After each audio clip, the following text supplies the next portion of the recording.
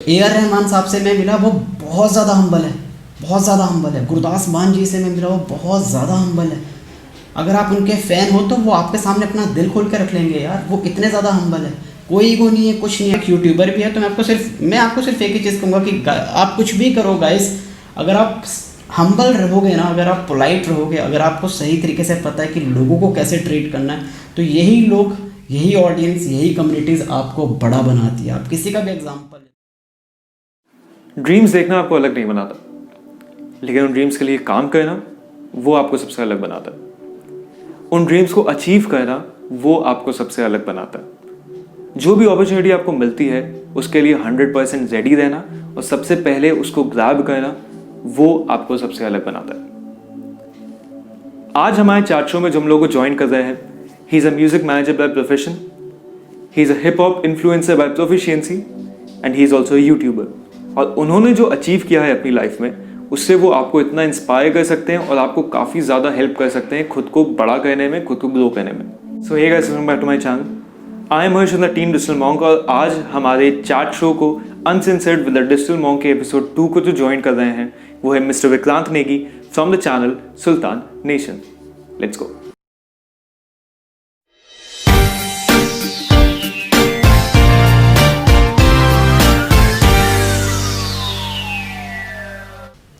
Hello Vikrant sir. Sir first of all welcome to uncensored with the digital monk. Sir बहुत स्वागत है आपका हमारे इस छोटे से चैट शो में।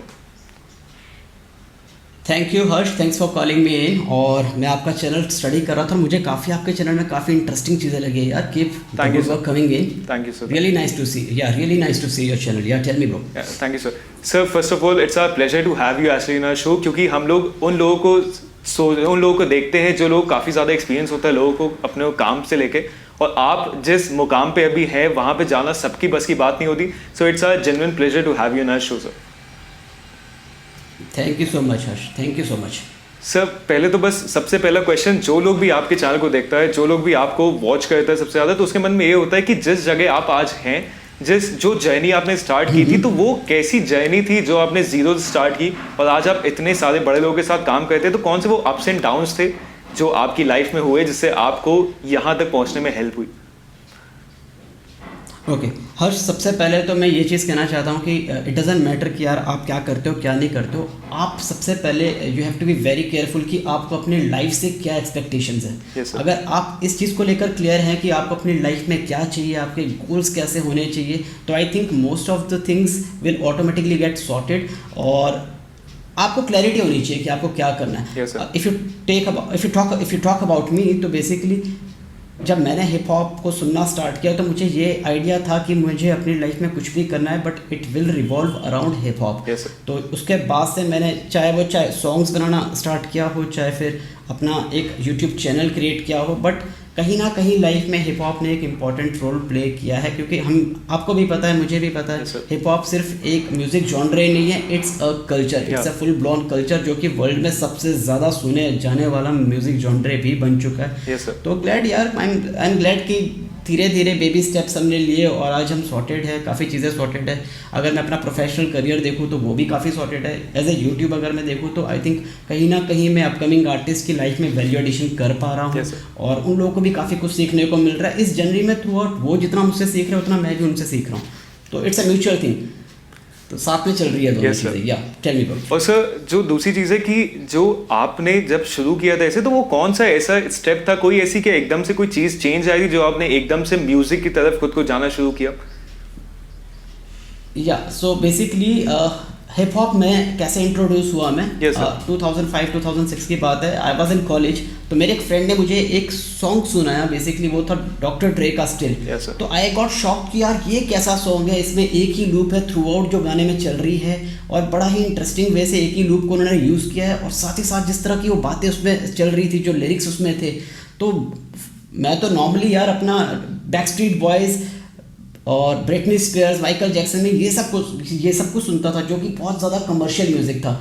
बट उस टाइम क्या था कि हिप हॉप भी एक अपकमिंग म्यूज़िक जॉनर बन रहा था, धीरे धीरे वो फ्लोरिश होना स्टार्ट कर रहा था, राइट? तो उस टाइम मेरे लिए कोई शॉक वैल्यू थी, एक डिफरेंट कल्चर शॉक होता है ना कि यार ये चीज़ें क्या हो रही है, ये रोड्स पे क्या कर रहे हैं और ये किस तरह से गाड़ियाँ ऐसे कर रहे हैं, म्यूज़िक कैसा है, बिल्कुल उसमें बहुत ज़्यादा डिफरेंस था उन चीज़ों में जो नॉर्मली हम म्यूज़िक सुन रहे थे। उसके बाद मैंने हिप हॉप को स्टडी करना स्टार्ट किया। फिर if you could remember, Orkut एक प्रोफाइल होता है, ऑर्कुट एक कम्युनिटी होती थी और वहाँ पर उसके अंदर काफ़ी सारे छोटे छोटे रैप को लेकर कम्युनिटीज़ डेवलप हो रखी थी। तो उनमें से जो सबसे इंपॉर्टेंट थी वो थी इंसिग्निया वो कम्युनिटी थी, रैप कम्युनिटी थी, जहाँ से हमारे सबसे बड़े बड़े आर्टिस्ट निकल के आए हैं। तो इस कम्युनिटी में मैं भी काफ़ी टाइम तक पार्ट रहा हूँ इसका। हम यहाँ पे टेक्स्ट बैटलिंग करते थे। बेसिकली अगर आपको अपनी टेक्निकल स्किल्स अगर आपको इम्प्रूव करनी थी तो वहाँ वो सबसे बेस्ट चीज़ थी आपको करने के लिए। इंसिग्निया में हम टेक्स्ट बैटल्स करते थे जिसका रिजल्ट्स आते थे, जजेस होते थे बाकायदा जो कि उसको जज करते थे कि आप टेक्स्ट बैटलिंग में आप मेटाफर्स कितना यूज़ कर रहे हो, आप डिस्क कितनी अच्छे से आप डिज़ाइन कर पा रहे हो, आप वहाँ पर पंच लाइन्स कितने अच्छे से क्रिएट कर पा रहे हो। तो इन सब चीज़ों को लेकर ना वहाँ पर डिस्कशंस होती थी। तो इसलिए आई थिंक जितने भी उस इंसिग्निया से निकले हुए आर्टिस्ट है जो उसका पार्ट रह चुके हैं, फॉर एग्जाम्पल डिवाइन वहाँ पे थे, एंकोर वहाँ पे थे, डी एविल वहाँ पर थे और बहुत सारे एमडब्ल्यू उसके बाद तो टूट गया, वहाँ पे निक और आपका स्मोकी वगैरह वहाँ पे थे। तो ये सारे लोग अगर आप देखो तो टेक्निकली बड़े स्ट्रॉन्ग है। ये टेक्निकली स्ट्रॉन्ग इसलिए है क्योंकि इनकी फाउंडेशन बहुत स्ट्रॉन्ग बनी है। आज की डेट में अगर आप देखो तो रैपर सीधा के गाना लिखना स्टार्ट कर देता है, बट ऐसे नहीं होता है। इट्स लाइक अ प्रोफेशन जहाँ पर आपको technical know how, technical skills आपको समझना बहुत ज़्यादा ज़रूरी है।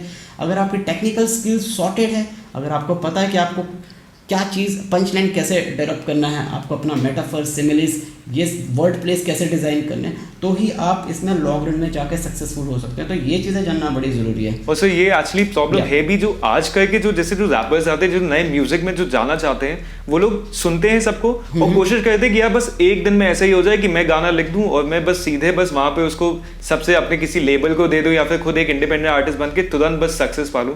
तो एक्चुअली उनको ये चीज़ नहीं पता है कि जो नॉलेज होती है, जो आपको नॉलेज होनी चाहिए हर एक लेवल पे, वो बहुत ज़्यादा ज़रूरी होती है। तो उसके लिए क्या कहना है उनसे जो मतलब एकदम से जल्दी से शुरू करना चाहते हैं कि बस तुरंत सब कुछ हो जाए?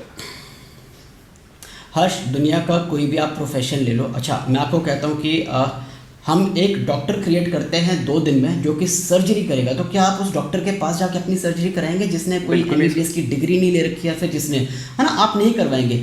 तो वैसे ही आप ये एक प्रोफेशन है, ये फुल टाइम प्रोफेशन है। अगर आप देखो तो जितने भी रैपर्स आज की डेट में, जितने भी हिप हॉप प्रोड्यूसर्स हैं, इनके लिए ये फुल टाइम प्रोफेशन है जिसके, और किसी भी प्रोफेशन में अगर आप जाते हो तो उसकी एक एलिमेंट्री, एक बेसिक आपको गाइडलाइंस, प्रिंसिपल्स, वर्किंग प्रिंसिपल्स पता होने ज़रूरी है।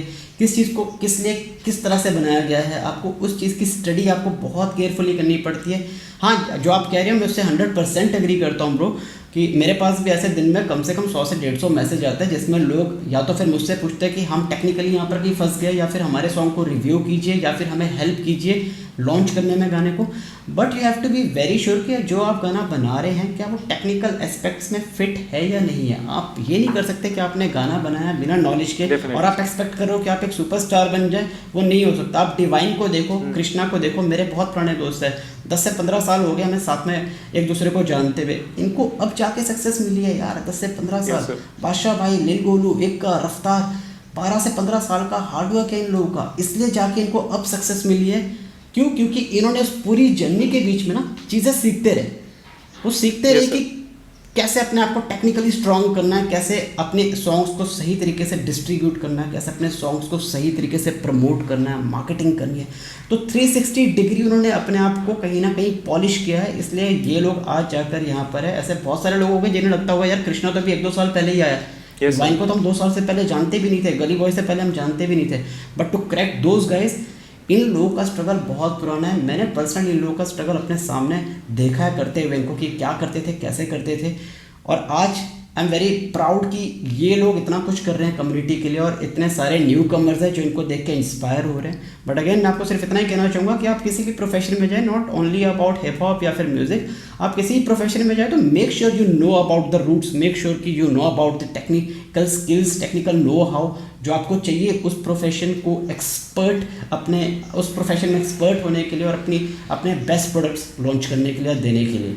Yes sir, definitely. और जो क्रिएटर्स हैं आजकल, जो लोग जैसे म्यूजिक में नहीं, जो अलग अलग फील्ड में भी जाते हैं, वो जब किसी बड़े क्रिएटर को देखते हैं तो उनके अंदर वो फीलिंग होती है कि जो उन्होंने अभी जो पाया है, जो सक्सेस है उनके पास, वो लोग बस उतना देखते हैं। वो लोग उसके पीछे का स्ट्रगल कभी देखते ही नहीं है कि उन्होंने कहाँ से शुरू किया था, कितने साल लगे उनको वहां तक पहुंचने में।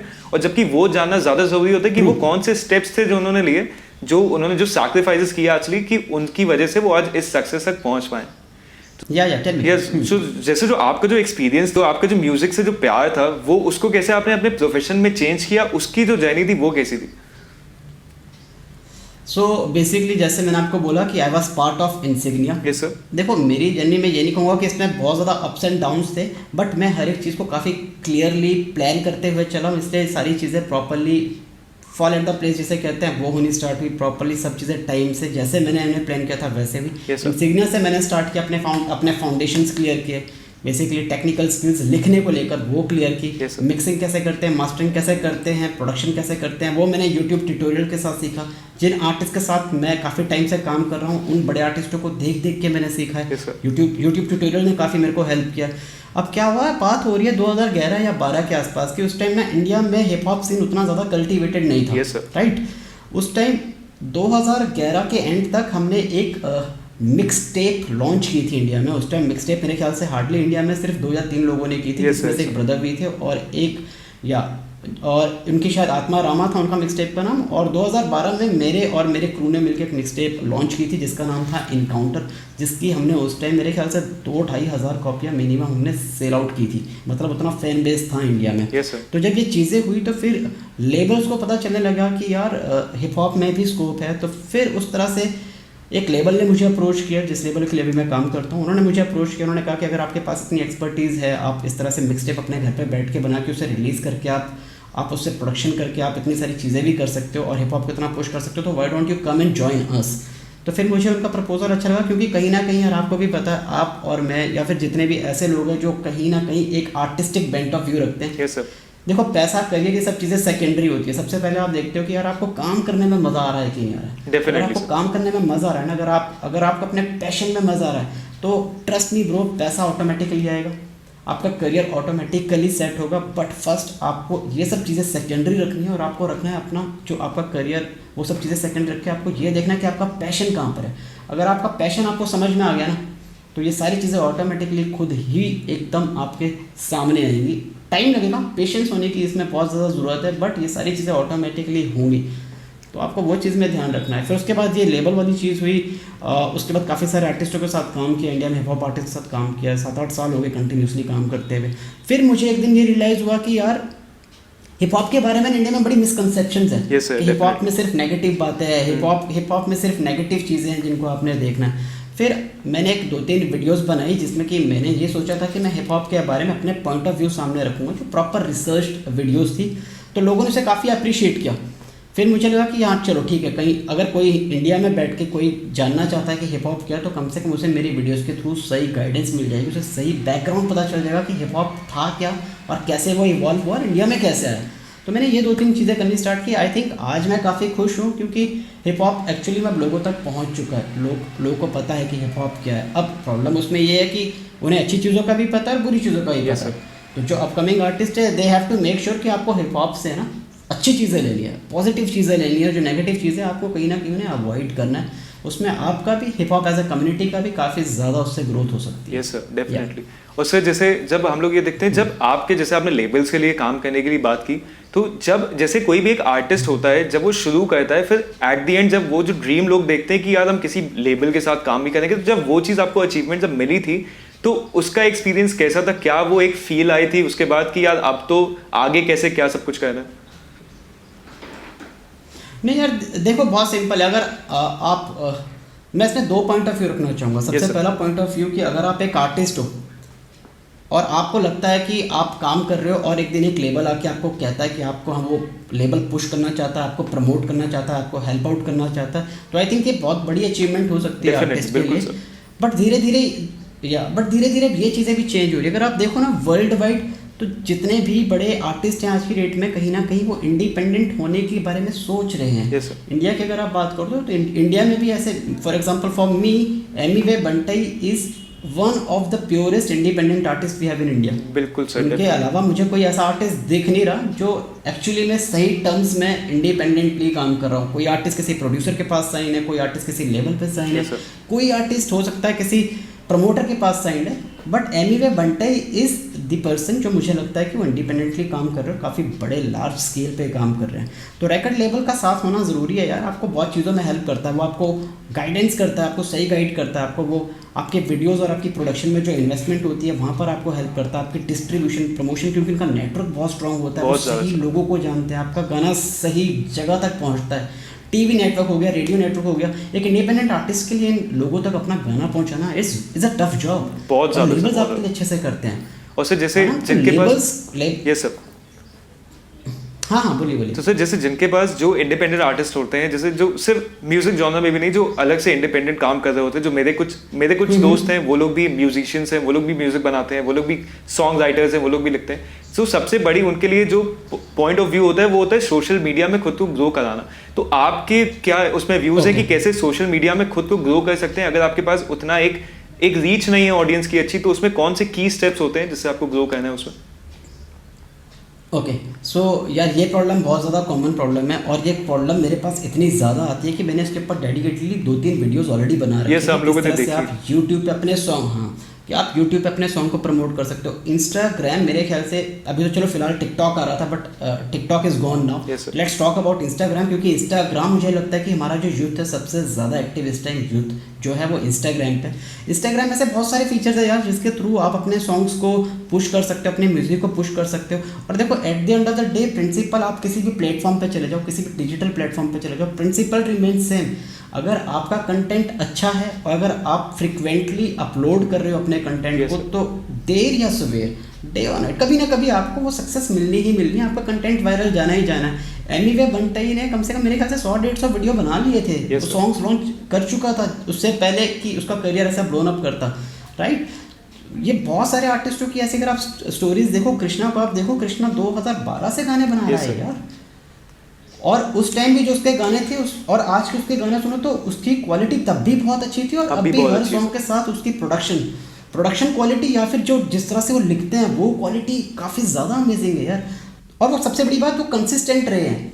चाहे आप एमिवे बंटाई की बात करो तो एमिवे बंटाई भी आज की डेट में हर महीने में एक सॉन्ग अपना लॉन्च कर देता है। वो क्यों कर रहा है? क्योंकि उसे पता है कि उसे क्वालिटी भी मेंटेन करनी है, क्वांटिटी भी मेंटेन करनी है, और कहीं ना कहीं उसे अपनी कंसिस्टेंसी भी मेंटेन करनी है। तो अगर आप किसी भी प्लेटफॉर्म की बात करते हो तो आई थिंक वहाँ पे बहुत सारे ऑप्शंस हैं। आप रेगुलर, फॉर एग्जांपल अभी एक सिंपल टिप्स तो मैं ये देता हूँ कि जब से रील्स आए ना, उसके लिए तो आर्टिस्ट के लिए म्यूज़िक को प्रमोट करना बहुत ईजी हो गया। आप 15 सेकंड का अपना सबसे कैची पार्ट जो आपके गाने का, वो आप अपलोड कीजिए, और आई थिंक अपने फ्रेंड्स को बोलिए। आपके फ्रेंड्स में इन्फ्लुएंसर्स तो आजकल बहुत सारे लोग होते हैं जिनके फ्रेंड्स इन्फ्लुएंसर्स होते हैं, या फिर आर्टिस्ट होते हैं, या फिर कोई मॉडल होते हैं जिनका पब्लिक फिगर्स होते हैं। तो आप इन्हें बोलिए, ये आपके सॉन्ग को अगर इनिशियल पुश भी दे देते हैं तो उसके बाद जो गाने को वायरल करना है, जो उसका इंप्रेशंस बढ़ना है, वो प्लेटफॉर्म खुद देखेगा। अगर आपका कंटेंट अच्छा है तो स्पेशली देखो, जब से टिकटॉक आया था ना, टिकटॉक के बाद क्या हो रहा था कि जिस भी इंसान में थोड़ा सा भी टैलेंट था, एक प्लेटफॉर्म उसे मिल गया, उसने उसे एक्सपोजर दे दिया। वो चीज़ें अब हमें समझ में आ गई है। अब आर्टिस्ट को भी वो चीज़ें समझ में आ गई। ऐसे बहुत सारे आर्टिस्ट हैं जो टिकटॉक से बड़े बने हैं, राइट। ऐसे बहुत सारे आर्टिस्ट हैं जो टिकटॉक में इतने वायरल हुए कि उसके बाद उनकी वीडियोस अब यूट्यूब के ट्रेंडिंग मोड में आ रही है। तो टिकटॉक के भी अपने कुछ फ़ायदे थे।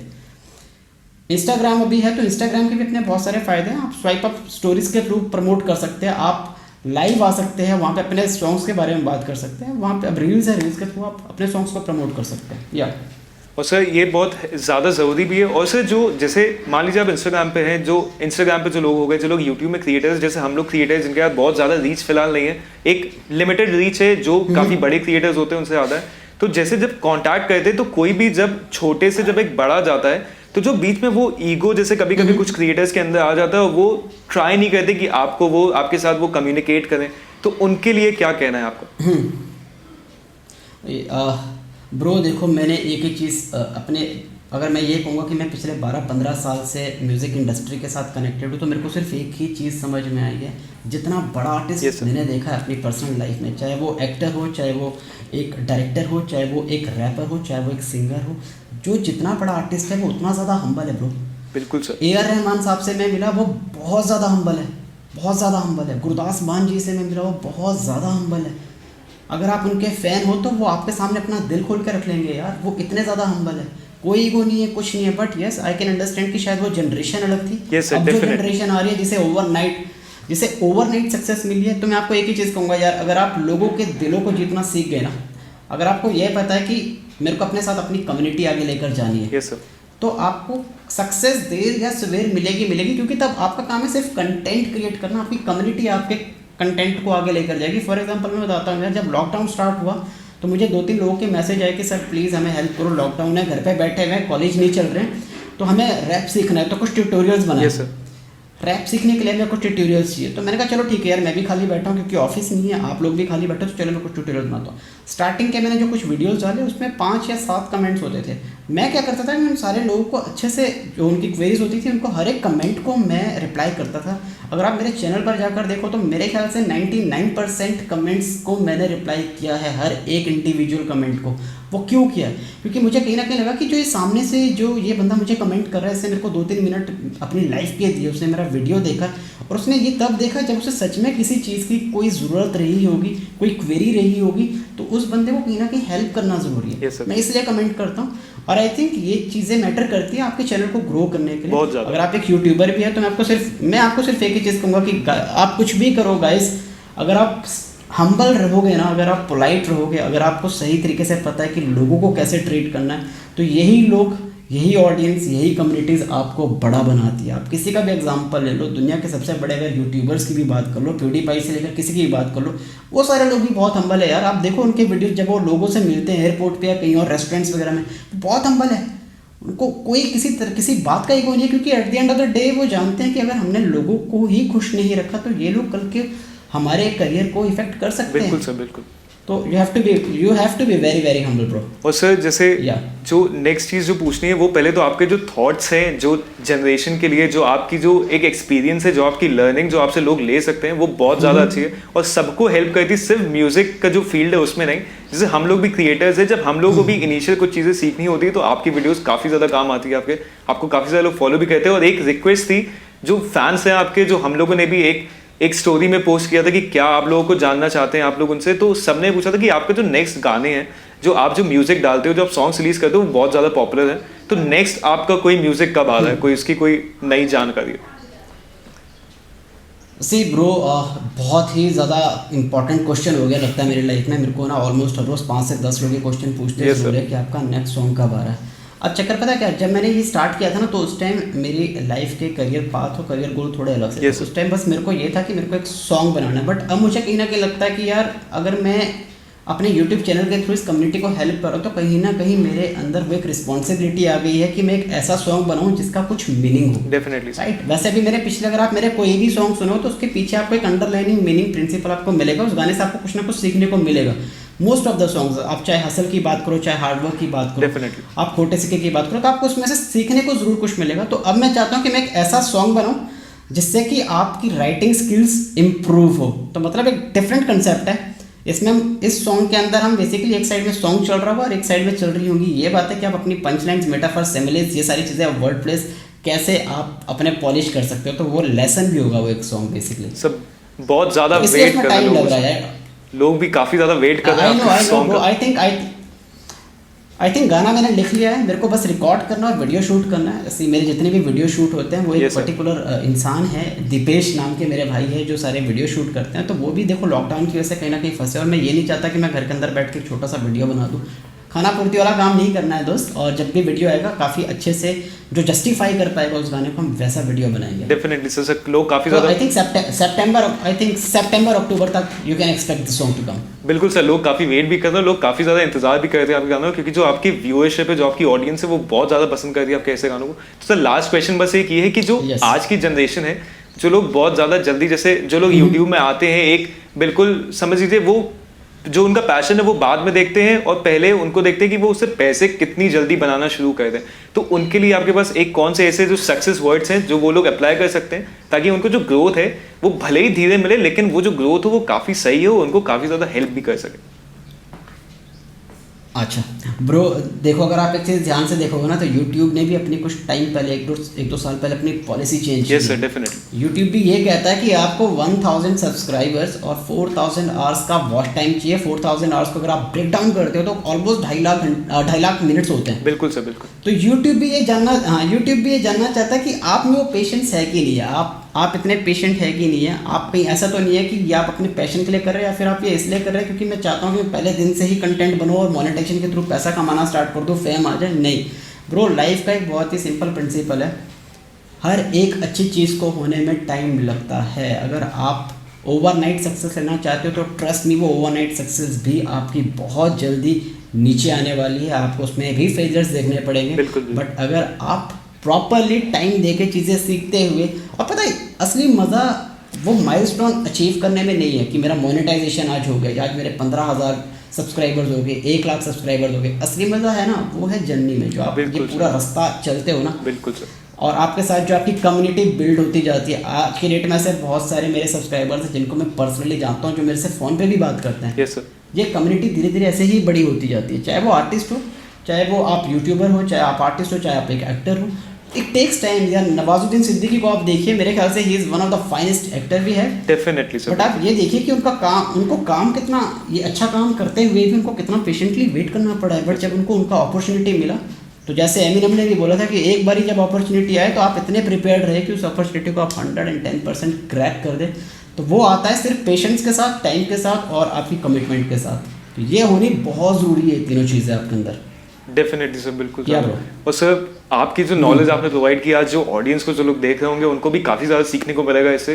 So sir thank you so much first of all. आपका जो इतना वैल्यूबल टाइम है उसमें से थोड़ा टाइम निकाल के आपने ऑडियंस को और हम लोगों को भी थोड़ा सा टाइम दिया ताकि हम लोग जान सकें और आपके बारे में एक्सपीरियंस ले सके। और जो आप कंटेंट क्रिएट करते हो यूट्यूब में भी, वो भी बहुत ज़्यादा नॉलेजेबल है। अगर आप लोगों को भी इनके सर का कंटेंट देखना है तो बिल्कुल लिंक डिस्क्रिप्शन में आप लोग जाके अभी सब्सक्राइब करिए और काफ़ी सारी अच्छी वीडियोज़ आपको मिल जाएंगी जो आपके काफ़ी ज़्यादा काम आएंगी। सिर्फ म्यूजिक में नहीं, अलग अलग फील्ड्स में भी आपको अगर थोड़ी थोड़ी चीज़ें सीखनी हो या आपको अपना करियर कैसे फॉलो करना है उसके लिए भी पर्टिकुलर वीडियोस हैं, तो बिल्कुल चेक करिए, आपको काफ़ी ज़्यादा हेल्प होगी।